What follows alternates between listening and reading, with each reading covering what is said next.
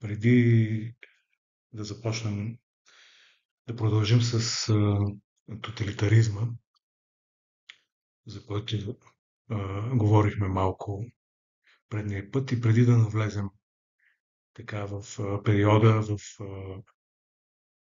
времето на тоталитаризма, ми се иска още малко да постоим в контекста на 20-те години, още така преговаряйки, още повече да задълбочим нещата, за които вече сме говорили.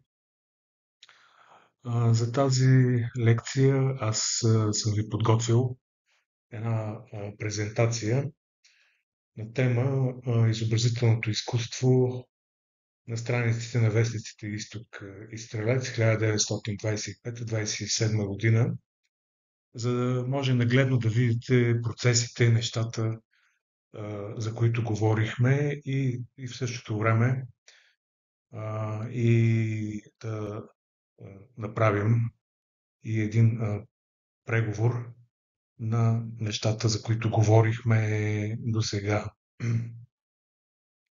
Така, ето тук съм ви дал една снимка на кръга Стрелец, за да може да ги видите нагледно. Ето тук в средата са Атанас Далчев и Константин Гълъбов. Отляво и отдясно ето тук Светослав Минков също. Така, обърнете внимание, че за разлика от кръга Мисъл, които са четирима на тяхната емблематична снимка, тук виждаме, че кръга се състои от 6 човека, но трима, както вече споменахме обаче, кръга Стрелец е по-дифузен. Той всъщност съществува и за по-кратко време. Те не издават списание, а издават вестник. Казахме вестник Изток и вестник Стрелец всяка седмица, като просъществуват за кратко време от 25-та до 27-ма година. Така е. Ето тук, това е всъщност първия брой на вестника. Първоначално той изглежда така, като виждате, че няма изобразително изкуство на него. Всъщност всички страници изглеждат по този начин. Черно-бели. Много бързо обаче след това. Ето, виждаме тук още брой номер 29 от 2 май 1926 година. Виждаме, че се появява изобразително изкуство на първата страница, като характерното за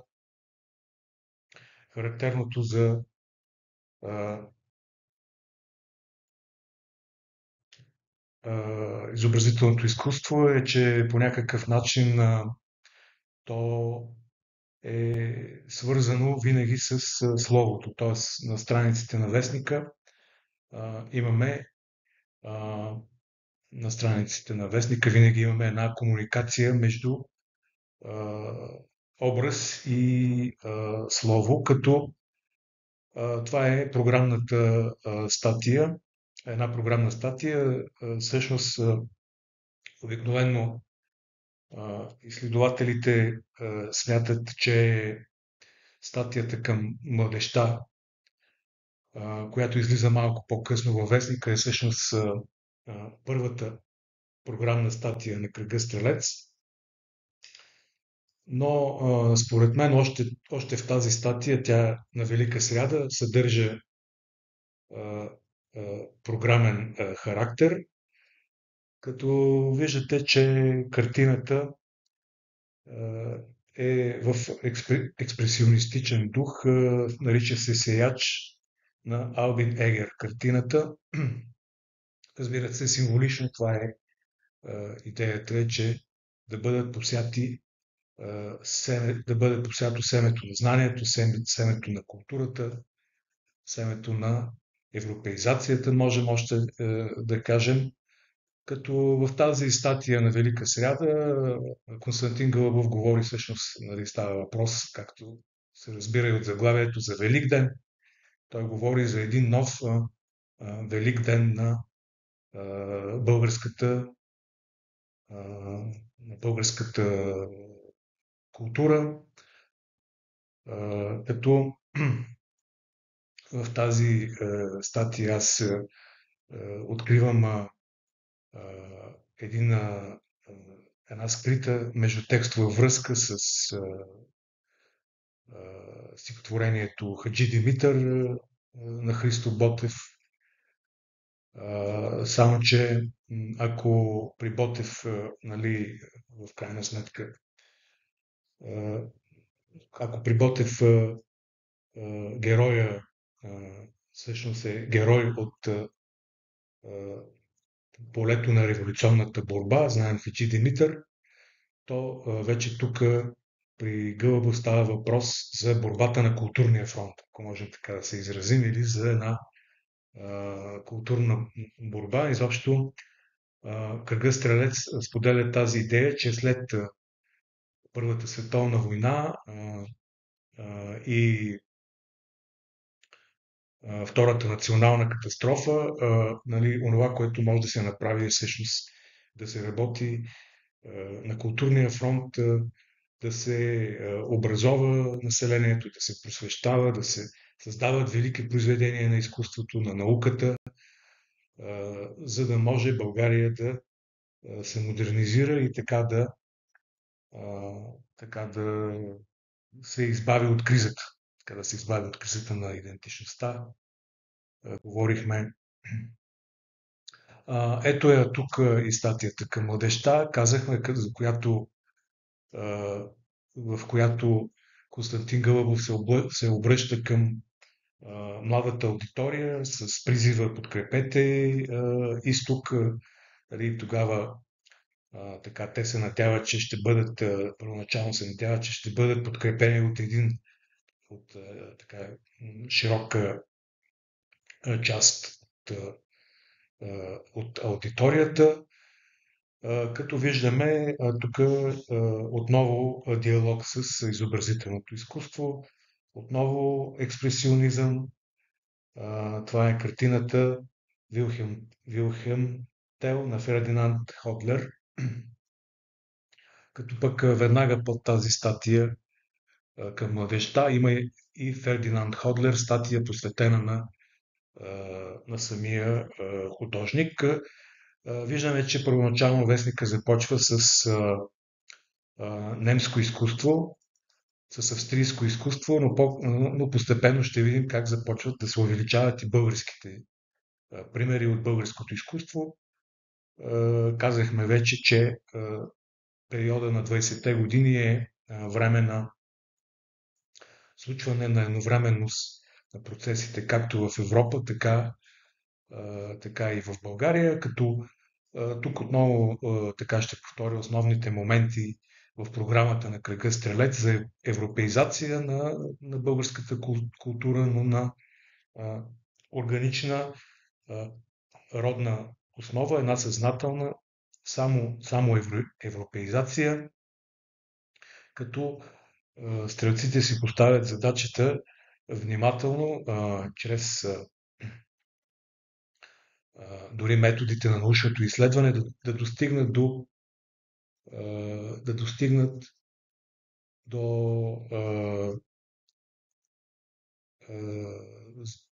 до разбирането какво трябва да бъде запазено от похищението на западното, от похищението, какво родно трябва да бъде запазено от посещението на европейското. И разбира се, Вилхем Тел като историческа фигура. Интересното, интересното тук е, че в тази статия, която пък е от Чавдар Мотафов, Фердинанд Ходлер, споменахме, той говори. Той пък говори за това, че за митологията. Вече говорихме за интереса на експресионистите към мита, към митологията,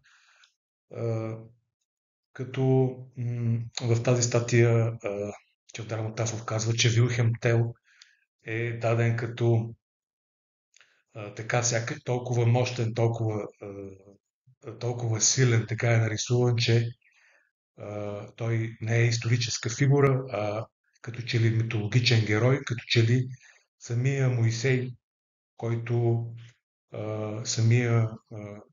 който слиза от планината с скрижалите с 10 Божи заповеди, така го представя, като самото изображение е така нали, монументално. Вече говорихме за монументалното, толкова декоративно дадено, че Вилхем Тел се превръща в символ на самата, на самата съдба. Не в исторически персонаж, а символ на една идея, казва Чавдар Мотафов. Така, ето тук, това е виждаме брой 41, Георг Грос, предполагам, че така сте запознати поне сте чували за този художник, график, немски, така изключително интересен, изключително представителен за немското изкуство и европейското изкуство на 20-те години, като тук, ето виждате, това е и статията Банално изкуство, известната статия Банално изкуство на Чавдар Мотафов от брой номер 41 на вестник Изток от 1926 година. В тази статия Банално изкуство всъщност 20-те години е нали, и времето, когато се преоткрива новия, можем да го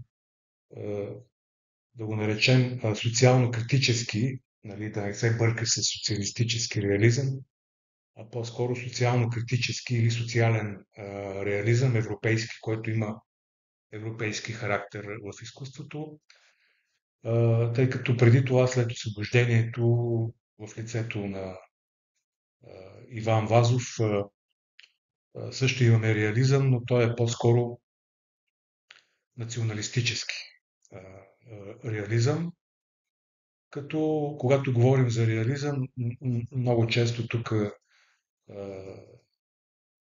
ще трябва да стане въпрос и за изкуство на ежедневието, представяне на ежедневната реалистична действителност, като този тип реализъм някои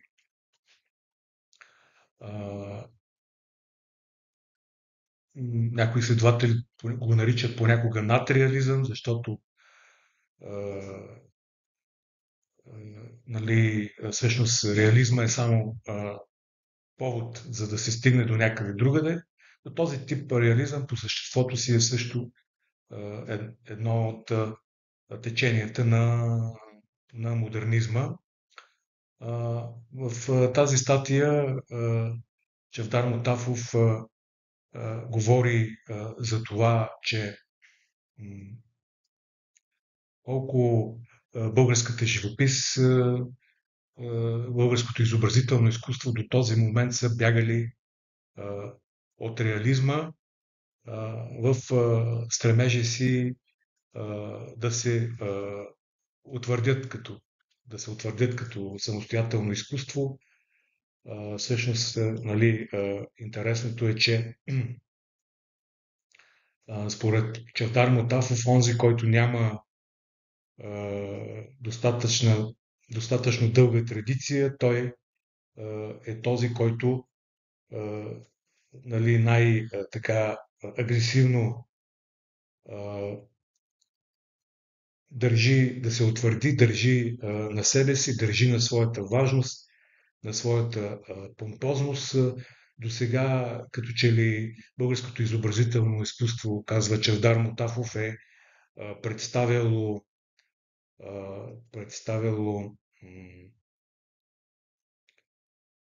фанфари,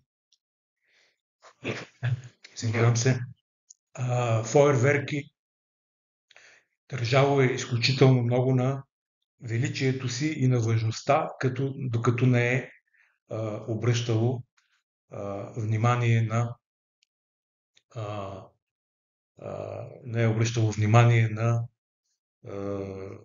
баналното, ежедневното в изкуството, както прави Георг Грос в Германия, чието герои на Георг Грос казва Чавдар Мотафов, това са градското, градското първеню, да речем, нали, с неговата с неговата скотска същност, или пък човека с увреждане, който с неговото примирено вчетушие, или пък проститутката с нейните автоматизирани жестове, така ги представя. Това са всъщност едни от героите, като Георг Грос, виждаме, успява да навлезе до характерното, до същностното. Изобщо така, ако имате възможност да разгледате в интернет Георг Грос, много интересен карикатурист на контраста, на художник на баналното, на грозното. Изобщо така, след Първата световна война, действителността, грозното все повече започва да навлиза в европейското изкуство. И ето тук пак темата за човека с увреждане, казахме, след войната темата за проститутката, темата за първенюто, това са все герои на следвоенната европейска действителност, като това е времето, в което и българското изкуство открива баналното, открива ежедневното. Така, ето тук виждаме вече, това са вътрешни страници на вестника, страница 2, от 21 ноември 26 година. Това е Никола Танев, който е, според Чавдар Мотафов, един бивш импресионист, казва той, който отива към експресионизъм със своите геометрични елементи, с геометричните елементи в своята живопис, като така, търсейки родното, казахме, идеята за родното. Ние ще видим по-нататък, че Мотафов има една статия родна живопис или пък родна архитектура. В статията родна архитектура той говори за това, че нали, къде бихме могли да намерим родното, ако го търсим. Според него това не е нито големия космополитен град като София вече по това време, нито, нито пък малкото село, безлюдното малко село. Според него това е истинския българския град, а, това са подбалканските грачета от времето на 19 век, всъщност там, където се нали, започва, заражда и българското възраждане. Като казахме вече за разлика от предишния етап на модернизма, където модернистите виждат вдъхновение, виждат а,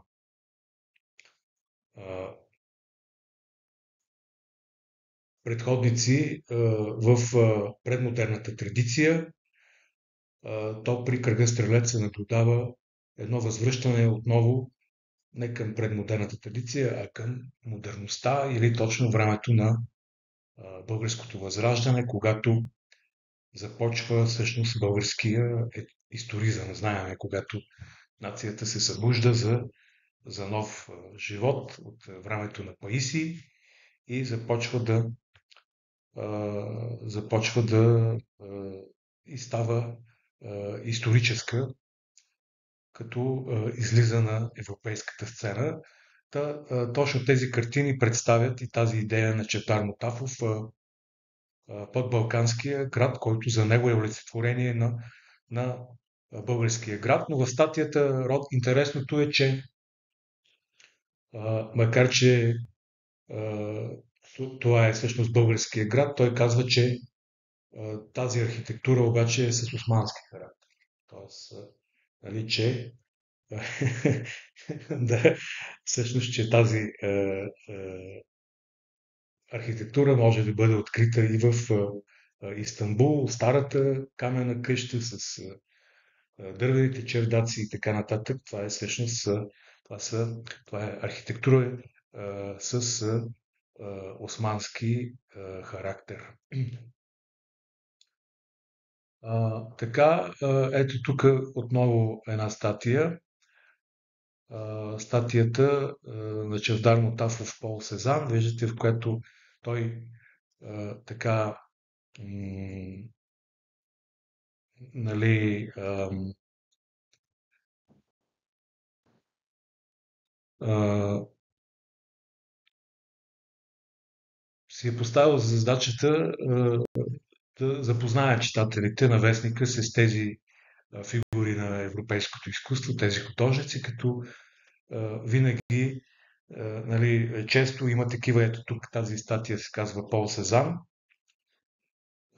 която разказва накратко за живота и биографията на Пол Сезан. В нея Чавдар Мутафов сравнява Пол Сезан с писателя, руския писател Достоевски. Казахме, че за стрелците е особено Достоевски като фигура е особено важен, тъй като той Достоевски е вдъхновение и така и за всички модернисти поради така религиозния космическия характер на неговото писане.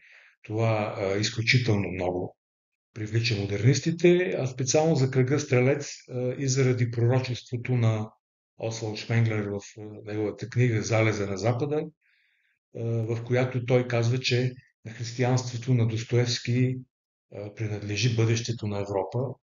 И така виждате, че тук има така една такава идея, че а, нали, едно възвръщане отново към космическите традиции, към религиозността, за която говорихме. Чавдар Мотафов сравнява Пол Сезан с Достоевски. Виждате, че и той така и визуално прилича на него. Като тук идеята е, че нали, за гения художник или писател не е необходимо той да преминава през никаква школа, а той просто е надарен с своите способности от а, надарен със своите способности от Бог. Като да, Това идва от Кант, неговата идея за гения, който сам създава закона, сам създава правилото. да, точно така. Той го сравнява Чавдар Мотавов и с средновековните художници, творци, които не са подписвали своите произведения, защото те са смятали, че Бог твори чрез техните произведения, че те са само а, посредници.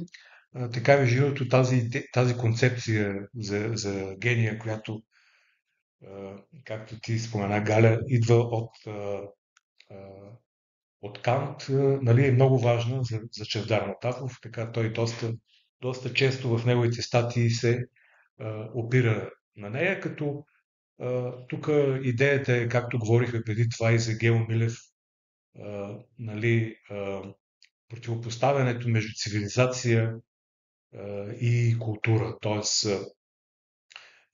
този, който е школуван, този, който е образован, той е представител на цивилизацията, докато културата е този,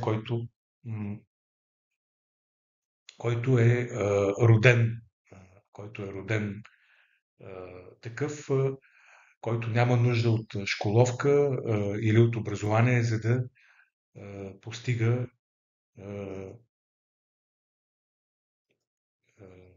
високо изкуство, впечатляващи образци. Като интересното тук е, че от другата страна до статията Пол Сезан се намира статията на Асен Златаров "Подвига на първите", в която пък той говори за дейците от Възраждането, от българското Възраждане, които чрез своята книжовна дейност са очупвали българския език, разработвали се го, развивали се го, за да достигне той до еманацията на българския език, която представлява Николай Лилиев, което тук също Николай Лилиев като български символист виждаме как и реализъм и модернизъм стоят един до друг на една и съща страница и възраждане, и модернизъм стоят едни до други в страниците на вестника, като интересното е, че примерно мнението спрямо Лилиев, малко по-късно ще говорим за това, като символист е противоречиво. Ето според Асен Златаров, който е един от членовете на кръга, Лилиев е върха, еманацията на българската поезия, Атанас Далчев пък и Димитър Пантелеев, също членове на кръга Стрелец, смятат, че Лилиев е унищожил български език, механизирал го е и по този начин го е изпразнил от съдържание. Точно в тази статия "Подвига на първите" Асен Златаров говори за дейците, книжовници от Възраждането, с и техния принос за усъвършенстването на българския език. Ето тук отново така статията "Конкурсна изложба" на тема Крали Марко. Ето, говорихме преди малко, че героите бяха героя беше Вилхем Тел, а ето сега тук и българския герой Крали Марко с картината на Дечко Озунов, Крали Марко, като нали, По това време вече така българската държава, българското правителство, Министерството на културата започва да организира едни такива конкурси. Между другото има такава картина Крали Марко и на Иван Милев. Той вероятно също е участвал в този конкурс на така на българска тематика, на митологична тематика, като така общо взето това, което говори за Вилхем Тел, това, че той като че ли представлява самия Моисей, той казва подобни неща и за крали Марко, като ето виждате в какъв едър рисунък е даден той, като митологична фигура, отново монументален, декоративен, така като че ли не е исторически персонаж, а символ на една идея. Ето тук отново на първа страница, това е статия на Чавдар Мотафов, заглавена Иван Милев in memoriam. Виждате, затова е така оградено с черно. Това тук е един автопортрет на самия Иван Милев, който е нарисувал себе си, а от дясната страна негова картина заглавена Годеници, като тук Чавдар Мотафов отново така говори представя Иван Милев като онзи, който така е достигнал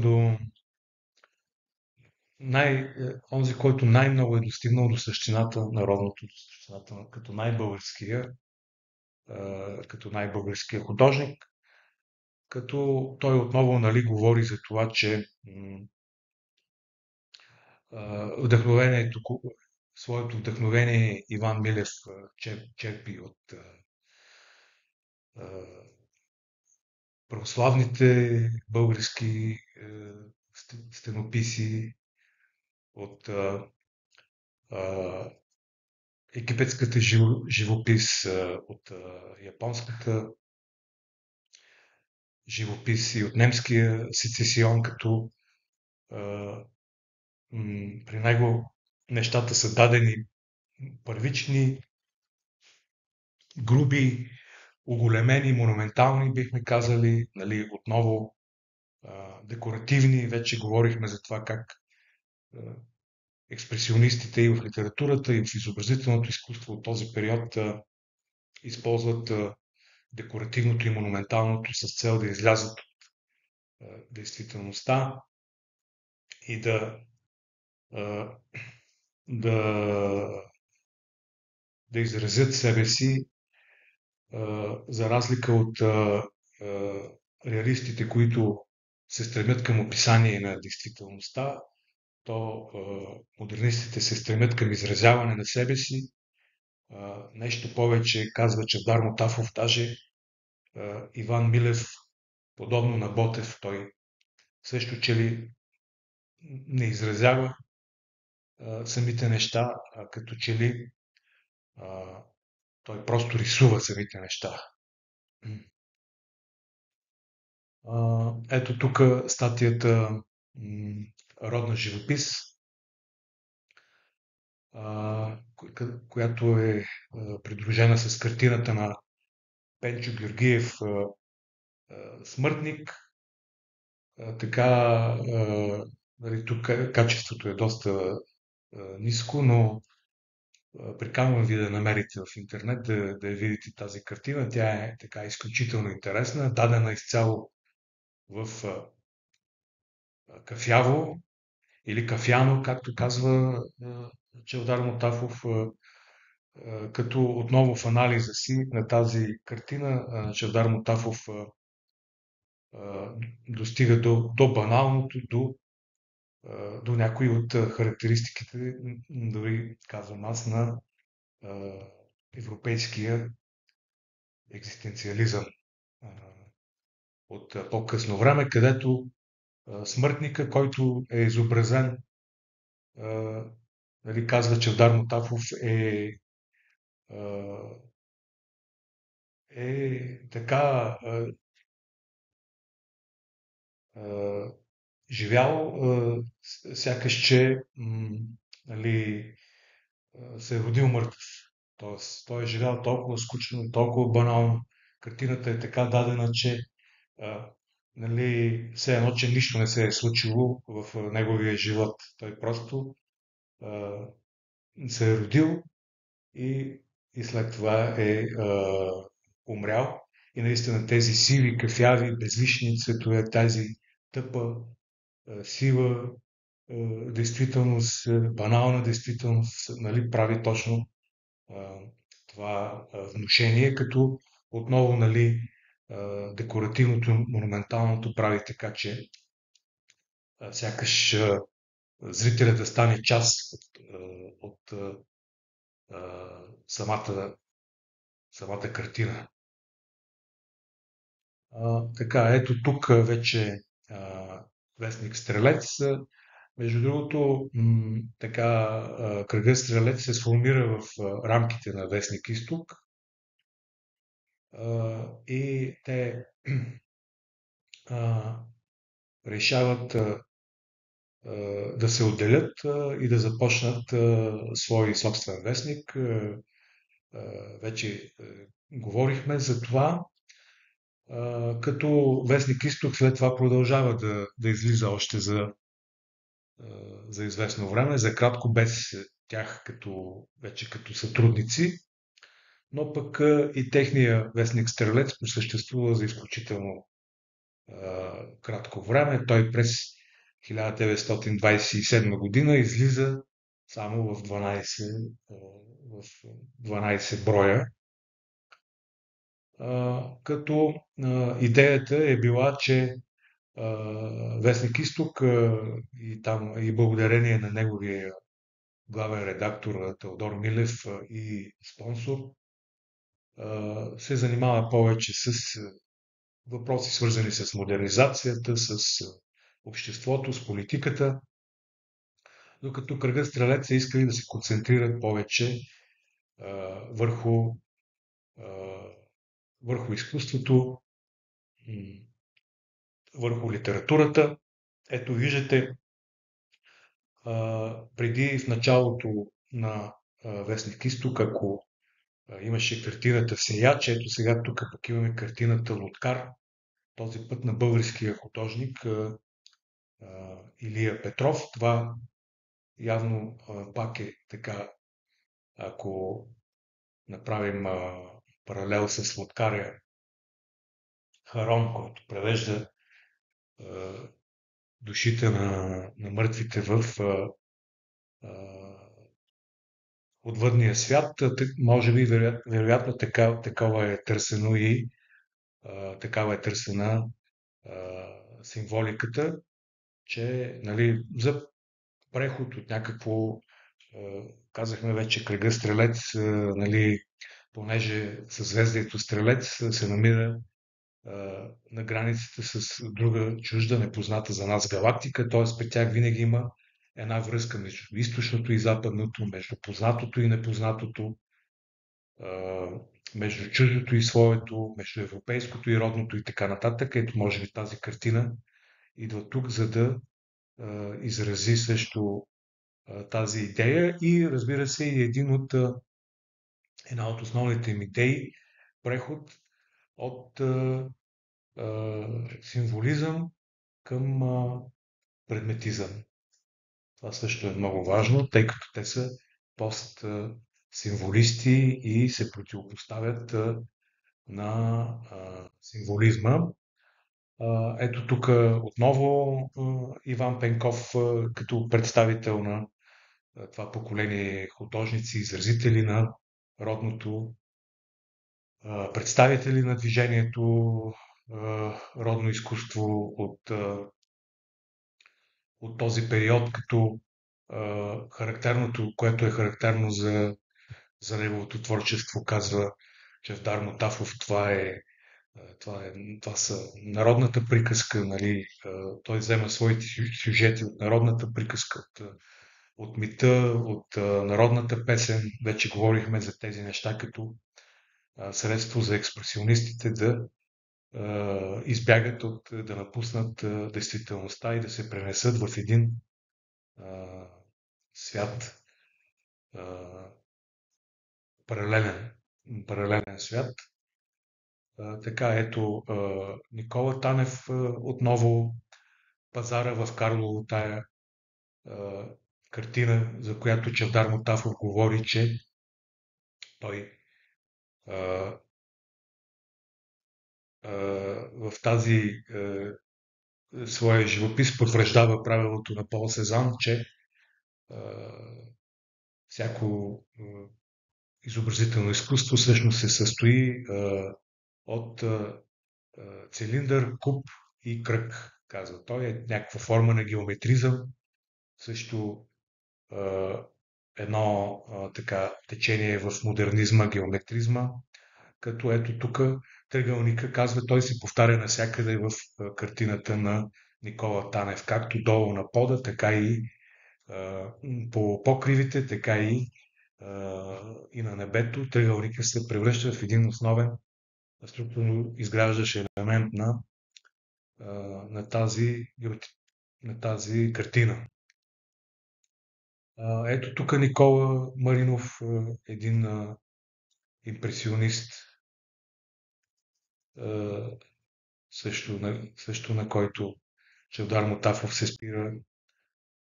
И разбира се, Владимир Димитров Майстора, който отново предните пъти споменахме, че нали, всъщност след смъртта на Гео Милев, Чавдар Мотафов се превръща в основен пропагандатор, като говорим, нали, че това са първите статии, които за първи път утвърждават тези известни наши художници. Ето за Владимир Димитров Майстора,